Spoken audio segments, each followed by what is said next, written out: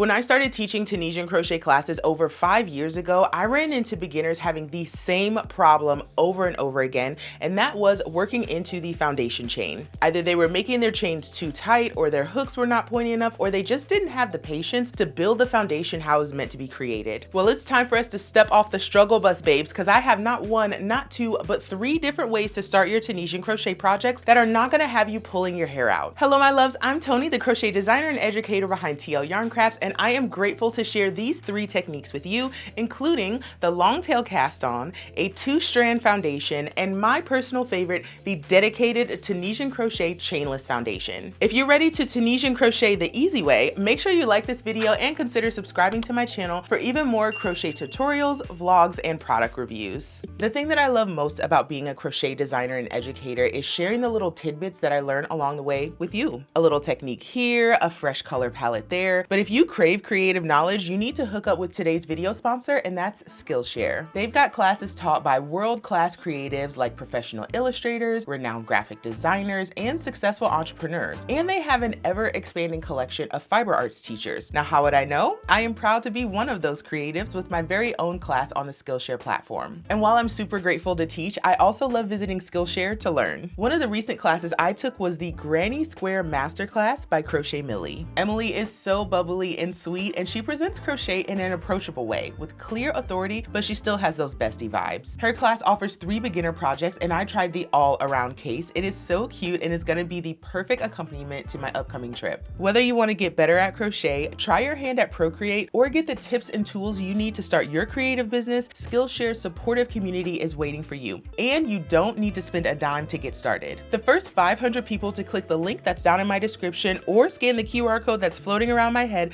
are going to get a free 1-month trial of Skillshare. Thank you so much to Skillshare for sponsoring today's video, and thank you so much for watching. Now let's get back to the Tunisian crochet tips. The first method we're looking at is the long tail cast on, which was made popular in knitting. It's best known for offering a neat and stretchy foundation that's perfect for projects that need some flexibility. To start, we're going to wrap the yarn around the hook loosely, 1 wrap for each stitch that you plan to make.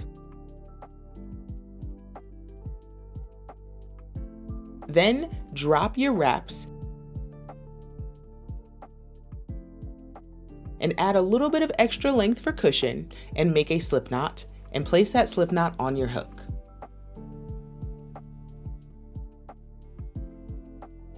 Make sure the tail is closest to you and the strand coming from the ball is away from you. Loosely grip both strands with your last 3 fingers and push your thumb and index fingers through the strands.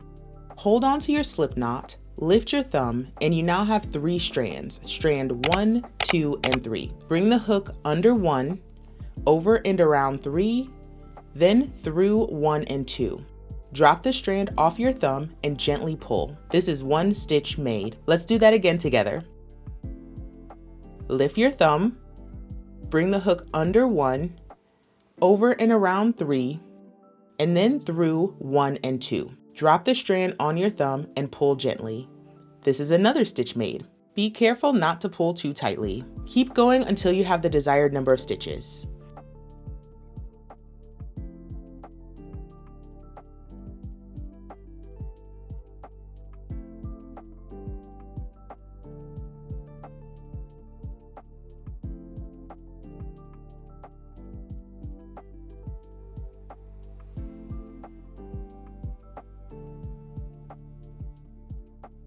Once you reach your desired number of stitches, complete the return pass as normal. Yarn over and pull through 1 loop first, then yarn over and pull through 2 loops until there's only 1 loop left on the hook. Yarn over, pull through 2 loops, yarn over, pull through 2 loops, yarn over, pull through 2 loops, and continue again until there's just 1 loop left on the hook. The long tail cast on is the first chainless Tunisian crochet start that really took me by surprise. You can see that beautiful stretchy edge, and with this method we get a clean start that's got built-in structure, and you get your foundation and forward pass in half the time. My favorite part is that we still get a nice edge for picking up stitches to add borders and cuffs. So give this a go on your next project and get ready for your second chainless foundation method. The second method we're looking at is a 2-strand foundation. Now this one is a variation on crochet cording and has a similar setup to the long tail cast on, but the mechanics of it are very different. Let me show you. Just like the long tail cast on method, we're going to start by wrapping the yarn around the hook loosely, making one wrap for each stitch that you plan to make in your project. Then drop the wraps, add a little extra length for cushion, and make your slip knot. Finally, place the slip knot on the hook. Ensure the tail end of the yarn is closest to you and the strand coming from the ball is away from you. Tension the yarn so you are holding both strands separately. Yarn under with the tail, then over with the working yarn, and pull through one loop. Be very careful to keep those loops loose. Let's do that again. So first, yarn under with the tail, over with the working yarn, and pull through one loop. Under with the tail, over with the working yarn, and pull through one loop. And you'll repeat that until you have the desired number of loops on your hook, and each loop counts as a stitch.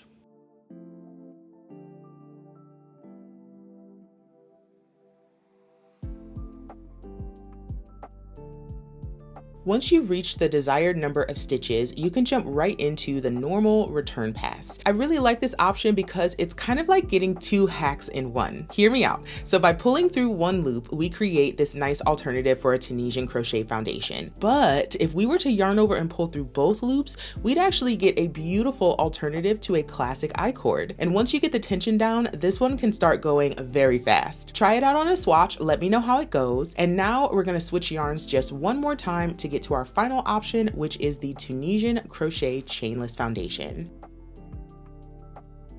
The last method we'll explore is the Tunisian Chainless Foundation. This one starts like the chainless foundation we use for our classic crochet stitches, but it leaves a loop on your hook, creating the foundation and the forward pass in one fell swoop. Let me show you how it's done. First, make a slip knot, leaving about a 4-inch tail. Once you've got that done, go ahead and place the live loop on the hook and chain 2 pretty loosely. Yarn over and insert your hook in the first chain that you made, which is the second chain from the hook. Be sure to catch 2 strands of that chain, then yarn over and pull up a loop. Yarn over, pull through 1 loop, and then yarn over and pull through 2 loops. That's 1 stitch made. From here on out, you're going to yarn over and insert your hook under 2 strands of the chain that you made in the previous step. Then yarn over, pull up a loop, yarn over, pull through 1 loop, and yarn over, pull through 2 loops. Again together, start with a yarn over, insert your hook under the 2 strands of the chain we made in the last step.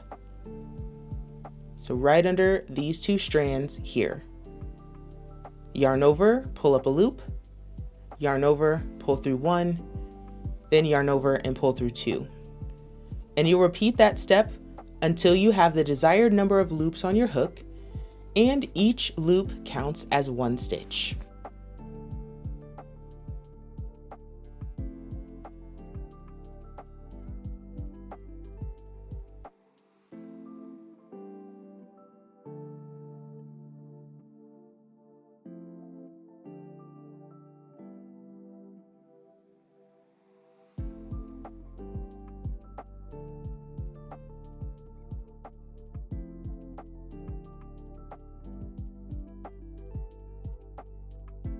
This is by far my favorite of the 3 methods. You get the benefit of making the starting chain and the forward pass of the foundation at the same time, plus you end up with this beautiful woven finish at the bottom of your fabric. The best part is no curling. It does take some getting used to, and your tension is super important for keeping that first row uniform, but once you get the technique down, I've got a feeling you're gonna love the Tunisian Chainless Foundation as much as I do. And there you have it, my friends, 3 techniques to ensure you're not pulling your hair out the next time you start a Tunisian crochet project. I know when I first came across these techniques, they completely blew my mind and changed the way that I Tunisian crochet, and I would love to know which of these techniques you're gravitating towards first. Drop down in the comments and let me know how you like to start your Tunisian crochet projects. Now, if you're completely new to Tunisian crochet, you are in for a treat. Let me be your guide to this technique that blends the best of traditional crochet as well as knitting. You can start with this video right here, which takes you through the absolute basics, or check out my $6 bundle that has a full course of classes that take you from the absolute beginnings of Tunisian crochet all the way through finishing your very first project. You can find a link to that bundle down below, and I can't wait to see you inside the course. As always, it is a pleasure spending some time with you, and I want to thank you so much for watching, and I will see y'all next time. Bye.